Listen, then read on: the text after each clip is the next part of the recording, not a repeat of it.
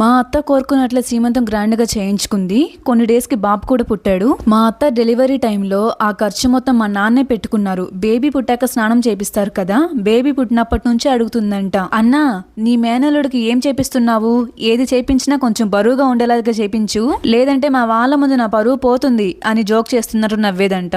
అలా నవ్వేసరికి మా నాన్న కూడా జోకే కదా అనుకొని పెద్ద వస్తువేం తీసుకోకుండా ఒక గోల్డ్ రింగ్ తీసుకొని ఇంటికెళ్ళి, మీ మామ చూడు నీకోసం ఏం తెచ్చాడు చూడు చూడు అని రింగ్ చూపిస్తున్నాడంట బాబుకి. అయితే అది మా అత్త చూసి, ఏంటన్నా మరీ చీప్ గా రింగ్ తీసుకొచ్చావు, రేపు నలుగురిలో చూసి మా అత్త వాళ్ళు ఏమంటారు అని కోపంగా బాబుని తీసుకొని రూమ్ లోకి వెళ్ళిపోయిందంట. అదే ఫస్ట్ టైం మా నాన్నకి అత్త మీద కోపం వచ్చింది. ఇంకా అందుకని అప్పటికప్పుడు గోల్డ్ షాప్ కి వెళ్ళి చైన్ తీసుకొచ్చాడు.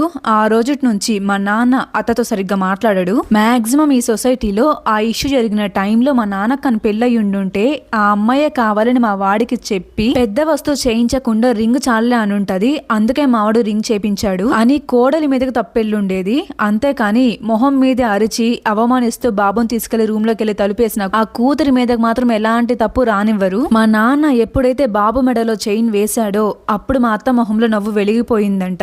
అండ్ బాబుకి 1 year వచ్చే వరకు మా ఇంట్లో నుంచి వెళ్ళలేదు, ఓన్లీ నిద్ర చేయడానికి మాత్రమే వెళ్ళొచ్చేదామి. అండ్ ఇంకొక విషయం ఏంటో తెలుసా, పెళ్లి కోసం మా నాన్నకి సంబంధాలు వస్తుంటాయి కదా, వాళ్ళతో మా నాన్నమ్మ, నేను ఇప్పుడే మా అబ్బాయికి పెళ్లి చేయాలనుకోవట్లేదు, మా అమ్మాయికి 2 పిల్లలు పుట్టాకే వాళ్ళ బాధ్యత మొత్తం తీరిపోయాక అప్పుడు చేస్తాను అనిందంట.